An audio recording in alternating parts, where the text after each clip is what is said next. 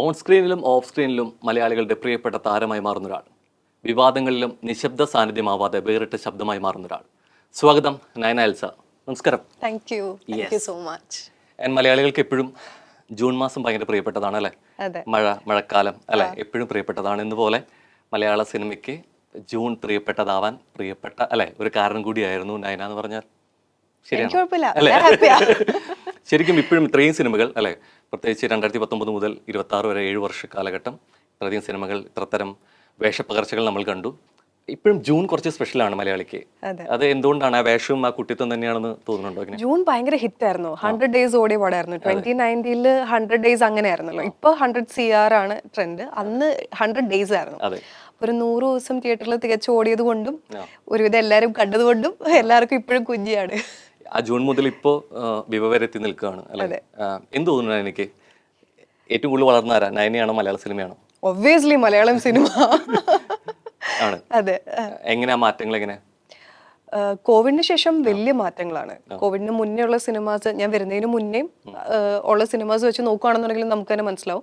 കോവിഡിന് ശേഷം സിനിമ മാറി, സിനിമയുടെ മേക്കിംഗ് മാറി, ടെക്നിക്കൽ സൈഡ് മാറി. എനിക്ക് തോന്നുന്നു ഇപ്പോൾ ഒരുവിധം എല്ലാവർക്കും ടെക്നിക്കൽ സൈഡ് ഭയങ്കര അറിയാം. കോവിഡിന് മുന്നേ ആർക്കും അത്ര അറിയില്ല. നമ്മൾ കോവിഡ് ടൈമിലിരുന്ന് എല്ലാ സിനിമകളും കണ്ട്, ഇന്റർനാഷണൽ മൂവീസ്, കൊറിയൻ മൂവീസ്, എല്ലാ ലാംഗ്വേജും ഇരുന്ന് കണ്ടു. എനിക്ക് തോന്നുന്നു ഇപ്പോൾ പണ്ട് എല്ലാവർക്കും സിനിമ കാണാനായിരുന്നു ഇഷ്ടമെങ്കിൽ ഇപ്പൊ എല്ലാവർക്കും ടെക്നിക്കൽ സൈഡ് എല്ലാവർക്കും അറിയാം. ഇവൻ കുട്ടികൾക്ക് പോലും അറിയാം. ഇൻസ്റ്റയിലൊരു റീൽ എനിക്ക് തോന്നുന്നു നന്നായിട്ട് എഡിറ്റ് ചെയ്ത് എല്ലാവരും ഇടും ഇല്ലേ? അതിന്റെ കളർ ഗ്രേഡിങ്, അതിന്റെ എഡിറ്റിങ്, എല്ലാവർക്കും അതിനെപ്പറ്റി നല്ല സെൻസ് ഒക്കെ ആയിട്ടുണ്ട്. നേരത്തെ അങ്ങനെ ഉണ്ടായിരുന്നില്ല ശരിക്കും. പക്ഷേ പലപ്പോഴും അഭിപ്രായം പറയുന്ന സമയത്ത് ലാലേട്ടൻ ഉൾപ്പെടെ വിവാദത്തിൽ പെട്ടതാണ്. നീ സിനിമയെ കുറിച്ച് പഠിക്കാതെ ഇതിന് വിമർശിക്കാൻ നിൽക്കരുത് എന്നുള്ള രീതിയിൽ എഡിറ്റിനെ കുറിച്ച് സംസാരിച്ച വിഷയത്തിലായിരുന്നു. പലപ്പോഴും പല താരങ്ങളും പറയുമ്പോൾ, എപ്പോഴും സിനിമയെ കുറിച്ച് സംസാരിക്കുമ്പോൾ നിങ്ങൾ പരാമർശിക്കുന്നുണ്ടെങ്കിൽ നിങ്ങൾക്ക് അതിനെക്കുറിച്ച് അറിവ് വേണം എന്ന് പറയുന്ന ധാരണയോട്, സ്റ്റേറ്റ്മെന്റിനോട് എന്താ നയനയുടെ അഭിപ്രായം? എന്താ, അറിയണോ, പഠിച്ചിട്ട് വേണോ വിമർശിക്കാൻ? സിനിമ എന്ന് പറയുന്നത് എല്ലാവരുടെയും വലിയൊരു കഷ്ടപ്പാടാണ്. അതായത് ചായ കൊണ്ടുവരുന്ന ആള് തൊട്ട് എല്ലാവരുടെയും ഒരു കഷ്ടപ്പാടാണ് സിനിമ. അപ്പോൾ എല്ലാവർക്കും അഭിപ്രായ സ്വാതന്ത്ര്യം ഉണ്ട്. ഒരിപ്പോൾ പടം ഇറങ്ങുന്നതിന് മുന്നേ ഈ പടം നന്നാവോ പൊട്ടയാവോ എന്നൊക്കെ പറയുന്നുണ്ട്. പക്ഷേ രണ്ടിതാണ്. കുറെ പേരുടെ കഷ്ടപ്പാടാണ്. അത് തിയേറ്ററിൽ പോയി കാണണം, വിജയിപ്പിക്കുന്നതും വലിയൊരു കാര്യമാണ്. ഓൺ ദ അതർ സൈഡ് ഒരു പടം കണ്ട് അതിനെപ്പറ്റി അവർക്ക് പോസിറ്റീവും വിമർശിക്കാനും അധികാരമുണ്ട്. എല്ലാം എല്ലാവർക്കും ഇതുണ്ട്. ഈ കുഞ്ഞ് ഭയങ്കരമായിട്ട് നമുക്ക് സ്വീകാര്യത കിട്ടിയെന്ന് പറഞ്ഞു. എപ്പോഴും നമുക്കൊരു ഫസ്റ്റ് എൻട്രി കിട്ടുന്നത് ഗംഭീരമായി കിട്ടുമ്പോൾ ഭയങ്കര സന്തോഷമുള്ള കാര്യമാണ്. പക്ഷെ നമുക്ക് അതിൻ്റെ ഒപ്പം കയറി വരുന്ന ചെറിയൊരു പേടിയുണ്ട്. ഇത്രയൊരു തുടക്കം ഗംഭീരമായി, ഇനി ഇവിടുന്ന് അങ്ങോട്ട് കുറച്ചും കൂടി ഉത്തരവാദിത്തം കൂടും അല്ലെ, പ്രത്യേകിച്ച് അത് വേഷങ്ങൾ തിരഞ്ഞെടുക്കുന്നതിൽ എന്ന് പറയും. ഈ സന്തോഷത്തിൻ്റെ ഒപ്പം ഈ പേടി സ്വാഭാവികമായിട്ട് അത് ക്യാരി ചെയ്യാറുണ്ടോ? സസ്റ്റെയിൻ ചെയ്യാൻ ഒട്ടും ബുദ്ധിമുട്ട്, ഒട്ടും ഈസി അല്ല ഇൻഡസ്ട്രിയിൽ, അറിയാമല്ലോ. അപ്പോൾ നമുക്ക് ഇന്ന വേഷങ്ങൾ വന്നേ ചെയ്യാൻ പറ്റുള്ളൂ എന്നൊന്നും വാശി പിടിക്കാൻ പറ്റില്ല. ഒരിക്കലും സിനിമയ്ക്ക് നമ്മളെ ആവശ്യമില്ല. മമ്മൂക്ക പറഞ്ഞതുപോലെ നമുക്കാണ് സിനിമയെ വേണ്ടത്. ഇപ്പോൾ അവർക്ക്, സിനിമയിലുള്ളവർക്ക് ഒരു പടം വരുമ്പോൾ നയന എൽസ ചെയ്യണമെന്ന് ഒരു ആഗ്രഹമില്ല. There are like n number of girls. അപ്പോൾ നമ്മളെ കൊണ്ട് ചെയ്യാൻ പറ്റുന്ന റോള് നമുക്ക് വരുന്ന സമയത്ത് അത് ചെയ്യാൻ പറ്റുമോ, ആസ് എൻ ആർട്ടിസ്റ്റ് പെർഫോം ചെയ്യാൻ പറ്റുമോ എന്ന് നോക്കുക. നമുക്ക് മറ്റൊന്നും കൂടി പറഞ്ഞിട്ടുണ്ട്, ഞാൻ തേച്ച് അല്ലെ മിനിക്കൊണ്ടിരിക്കുക എന്നുള്ളത്. മിനിങ്ങിയോ എന്ന് ചോദിച്ചാൽ തുടക്കത്തിലും ഒരുപാട് ഭേദപ്പെട്ടെന്ന് വിചാരിക്കുന്നു. മാറ്റങ്ങൾ ഉണ്ടെന്നുള്ളത് ഇപ്പോഴും പഠിച്ചുകൊണ്ടിരിക്കുക. ബിക്കോസ് ഓരോ സിനിമ ചെയ്യുമ്പോഴും അതിന്റെ ടെക്നിക്കൽ സൈഡ് ആണെങ്കിലും, നമ്മൾ ഡബ് ചെയ്യുമ്പോഴാണെങ്കിലും, ആക്ട് ചെയ്യുമ്പോഴാണെങ്കിലും എല്ലാം നമ്മൾ ഇപ്പോഴും പഠിച്ചുകൊണ്ടിരിക്കുക എന്നാണ് എൻ്റെ ഒരു വിശ്വാസം. ഞാൻ മണിയറയിൽ AD ആയിട്ട് വർക്ക് ചെയ്തിട്ടുണ്ടായിരുന്നു, ആക്ടിങ് പ്ലസ്.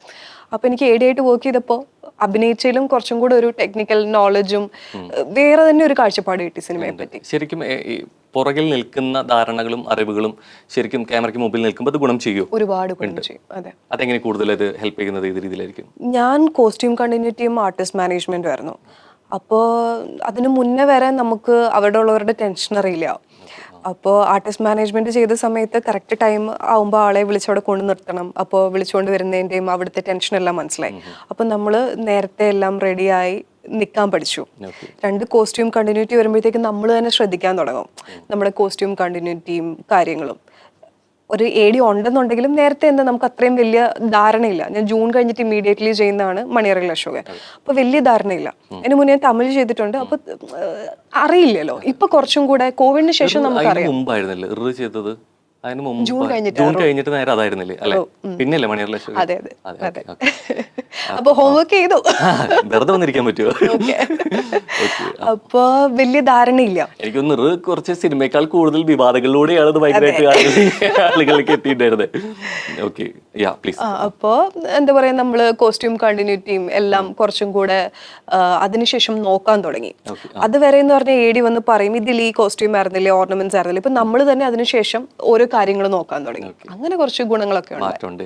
നമ്മളെപ്പോഴും ഇഷ്ടപ്പെട്ട ഒരു വേഷം നമ്മൾ ആളുകൾക്ക് ഏറ്റെടുത്തു എന്നൊക്കെ പറയും. പക്ഷെ അത് കഴിഞ്ഞിട്ട് കിട്ടുന്നത് അതേ ക്യാരക്ടറുകളാണെന്നുണ്ടെങ്കിൽ നമ്മൾ ടൈപ്പ് കാസ്റ്റ് എന്നൊരു പറയാറുണ്ട്. പക്ഷെ നയനയുടെ കേസിൽ ടൈപ്പ് കാസ്റ്റ് സംഭവിച്ചിട്ടില്ല. പക്ഷെ നമുക്ക് പലതരം വേഷങ്ങളാണെങ്കിൽ പോലും ഭയങ്കര കുട്ടിത്തം ഇഷ്ടപ്പെട്ടിട്ടുണ്ട്. പക്ഷെ ആ കുട്ടിത്തം പ്രശ്നമാവോ എന്നുള്ളത് പിൽക്കാലത്ത് ഭയങ്കര ചിന്തിച്ചു കൂട്ടിയിട്ടുള്ള ഒരാളും കൂടിയാണ് നയന. ആണ്. ഓക്കെ. അപ്പം ഈ ബോധപൂർവമായ ശ്രമം ഉണ്ടോ ശരിക്കും? ഉണ്ടോ എന്നുള്ളതിൽ ഉണ്ടായിട്ടുണ്ടോ ശരിക്കും ഇത് മാറ്റണം എന്നുള്ള രീതിയിലേക്ക്? എനിക്കൊരു കുറച്ചു നാൾ മുന്നേ വരെ ഉണ്ടായിരുന്നു.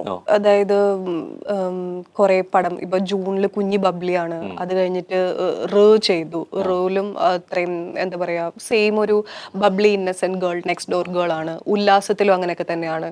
അത് കഴിഞ്ഞ് കുർബാനി ചെയ്തു, കുർബാനി ഇറങ്ങിയിട്ടില്ല. അപ്പൊ ചെയ്ത എല്ലാം അങ്ങനെയാണ്. ഇപ്പോൾ റീസെന്റ് ഇറങ്ങിയ ആക്ടിൽ പോലും അങ്ങനെയാണ്.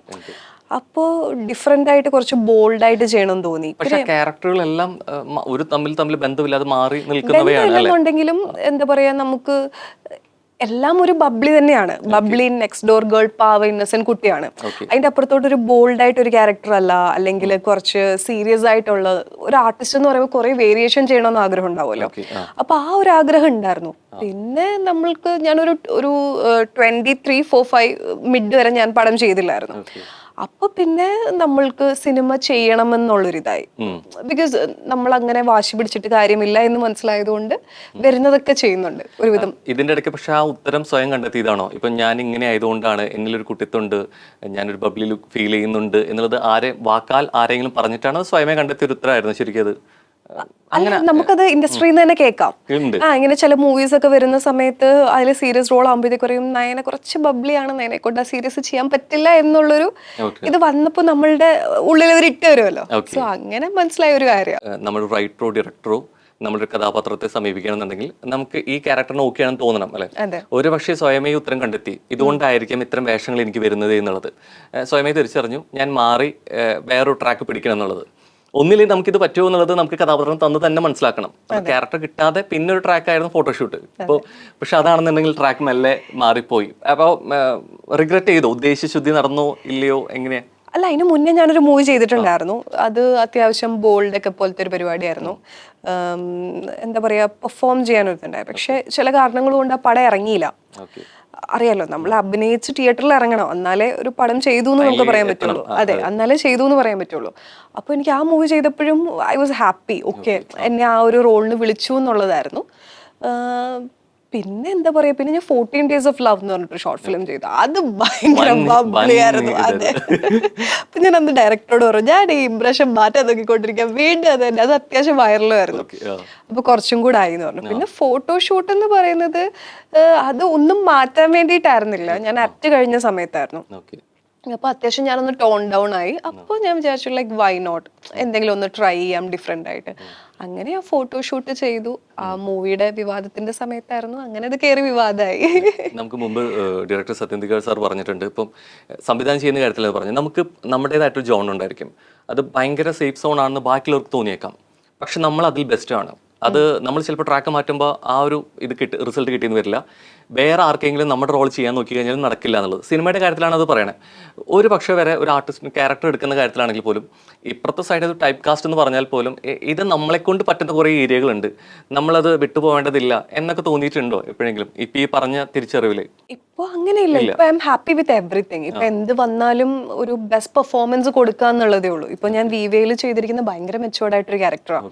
കല്യാണം കഴിഞ്ഞതിന്റെ എല്ലാം മണിയറയിലും ഗാർഡിയനിലും ഉണ്ട്. പക്ഷെ അതിൽ ഗാർഡിയനിൽ 18-19 ആണ് സ്ക്രീൻ ഏജ് കല്യാണം കഴിഞ്ഞിട്ട്. പക്ഷെ ഇതില് ഒരു മെച്ചുവേർഡ് ഒരു ലേഡി ഫേസ് ചെയ്യുന്നുണ്ട്. അപ്പൊ അതൊരു മെച്ചുവേർഡ് ഇതാണ്. അതില് എന്താ പറയാ, ആസ് എൻ ആർട്ടിസ്റ്റ് അത് എങ്ങനെ പെർഫോം ചെയ്യാൻ പറ്റുന്നു ഉള്ളതാണ് ഞാനിപ്പോ നോക്കുന്നത്. ആൻഡ് ഫൈനൽ നമ്മളിപ്പോൾ മുമ്പിലിരിക്കുന്നതിന് പ്രധാന കാരണം വിവയാണ്. വിവയാണ്, അതെ. നമ്മൾ കുറച്ച് വിശേഷങ്ങളൊക്കെ പറഞ്ഞു വന്നു. നമ്മൾ തുടക്കത്തിലേ പറഞ്ഞു എത്തി നിൽക്കുന്നത് അതിലാണെന്നുള്ളത്. പക്ഷെ ആ സിനിമയ്ക്ക് പോകുന്നതിന് മുമ്പ് എനിക്ക് തോന്നുന്നു പേഴ്സണലി അത് നയനയ്ക്ക് കണക്ട് ചെയ്യാൻ പറ്റുന്ന ഒരു കാര്യം, ഭയങ്കരമായിട്ട് നമ്മൾ കോൺസെപ്റ്റുകൾ നമ്മൾ പറയും വെഡിങ്ങിനെ കുറിച്ചും സങ്കല്പത്തെ കുറിച്ചും ഭാവി വരനെ കുറിച്ചൊക്കെ. അപ്പോൾ പലപ്പോഴും നമ്മൾ റെഡ് ഫ്ലാഗ് എന്ന് ഇന്ന് വിശേഷിപ്പിക്കുന്ന പലതും നയനയ്ക്ക് ഭയങ്കര ഫേവറേറ്റ് ആയിട്ട് ചിന്തിച്ചിരുന്ന് പറഞ്ഞിരുന്ന ഒരു സമയം ഉണ്ടായിരുന്നു. അതെന്താ ഉണ്ടോ? എനിക്കറിയടാ. ശരിക്കും അങ്ങനെ ഒരു കോൺസെപ്റ്റ് സംഭവം ഉണ്ടായിരുന്നോ? ഐ മീൻ ഇങ്ങനെയുള്ള പയ്യനായിരിക്കണം, ശരിക്കും അങ്ങനെ ഉണ്ടായിരുന്നു ശരിക്കും ഒരു പേഴ്സണൽ ലൈഫിൽ? ഞാൻ മാരീഡ് അല്ല. അല്ലാത്തതുകൊണ്ടാണ് സങ്കല്പം എന്ന് പറഞ്ഞത്. ഒബ്വിയസ്ലി എല്ലാവർക്കും ഒരു സങ്കല്പം ഉണ്ടാവുമല്ലോ. ഓക്കെ. ആ അങ്ങനെ സങ്കല്പം ഉണ്ടോന്ന് വെച്ചുണ്ട്. ഉണ്ട്. പക്ഷെ അങ്ങനെ കിട്ടണമെന്ന് നിർബന്ധമില്ല, കിട്ടുമെന്ന് പറഞ്ഞൂടാ. സങ്കല്പിക്കാലോ. ആ സങ്കല്പത്തിന് ശരിക്കും ഇപ്പൊ വരുമ്പോ അതുപോലെ 4 അല്ലെ ലൈഫ് പറയുന്നുണ്ട് വിവയില്. ഇത് കല്യാണം കഴിഞ്ഞൊരു സ്റ്റോറിയാണ്. ഇതില് സങ്കല്പം എന്ന് പറയാനായിട്ടില്ല. അവർ കല്യാണം കഴിഞ്ഞ് അവർക്ക് ലൈഫിൽ അനുഭവിക്കുന്ന സ്റ്റോറിയാണ്. 4 കപ്പിൾസിന്റെ സ്റ്റോറിയാണ് അത്. 4 അപ്പാർട്ട്മെന്റിൽ നടക്കുന്നത്. അപ്പൊ എല്ലാവരും ഏതെങ്കിലും ഒരു അപ്പാർട്ട്മെന്റിൽ ഫിറ്റ് ആവുമെന്ന് വിചാരിക്കുന്നു. നമ്മളിപ്പോഴും മൂവി തുടങ്ങുമ്പോൾ ഫസ്റ്റ് ഷോട്ട് എപ്പോഴും ആളുകൾ കണ്ടിരിക്കും എന്ന് പറഞ്ഞ പോലെ ട്രെയിലർ കണ്ടു തുടങ്ങുന്നത് തന്നെ ഈ ഫേസിലാണ് അല്ല സോറി ടീസർ. അപ്പോൾ ശരിക്കും അങ്ങനെ ഫസ്റ്റ് ഫേസ് നമ്മൾ തന്നെ മൂവിയെ കുറിച്ച് ആളുകളിലേക്ക് എത്തിക്കാൻ നമ്മളൊരു കാരണമാവുന്നു എന്നുള്ളത് ഇതൊരു സന്തോഷം തരുമോ ശരിക്കും? ഒബ്വിയസ്ലി നമ്മളുടെ മുഖം ടീസറിലും ട്രെയിലറിലും സിനിമയിലും കാണുന്നത് വലിയൊരു സന്തോഷമാണ്, ഇന്റർവ്യൂസിലും ഒക്കെ. ഇപ്പോൾ സിനിമയ്ക്കുള്ളിൽ തന്നെ പല വിശ്വാസങ്ങളും അന്ധവിശ്വാസങ്ങളും ഒക്കെ ഉള്ള കൂട്ടത്തിൽ നമ്മളിപ്പോഴും പറയും ഷൂട്ട് ചെയ്യുമ്പോൾ ജനാൻ സാറിന് ആ മൂവിയിൽ ജനാർദ്ദൻ ഉണ്ടെങ്കിൽ അദ്ദേഹത്തെ വെച്ചിട്ട് ഷൂട്ട് ടേക്ക് തുടങ്ങും എന്നൊക്കെ പറഞ്ഞ് കേൾക്കുന്ന പോലെ അങ്ങനെ കുറേ സംഭവങ്ങൾ എന്ന് പറഞ്ഞ പോലെ ഒരു മൂവി ഈ ഫേസ് വെച്ച് തുടങ്ങുമ്പോൾ അത് ഹിറ്റ് ആകുമ്പോൾ നമുക്ക് സിനിമയിലുണ്ട്, പക്ഷെ നമുക്ക് ടീസറിലോ ട്രെയിലറിലോ വരണം എന്നൊരു നിർബന്ധമില്ല. അപ്പം ശരിക്കും പലപ്പോഴും ഇതൊക്കെ ഭയങ്കര നോക്കി കാണുന്ന കാര്യമാണ്. സിനിമയിൽ നമുക്ക് വലിയൊരു വേഷമുണ്ട്, പക്ഷെ പലപ്പോഴും ഇതിൻ്റെ ചെറിയ ചെറിയ കഷ്ണങ്ങളിൽ നമ്മൾ ഉണ്ടാവണം എന്നൊരു നിർബന്ധമൊക്കെ തുടക്കകാലത്തുണ്ടായിരുന്നു. അങ്ങനെ അറിയില്ലായിരുന്നു തുടക്കകാലത്ത്.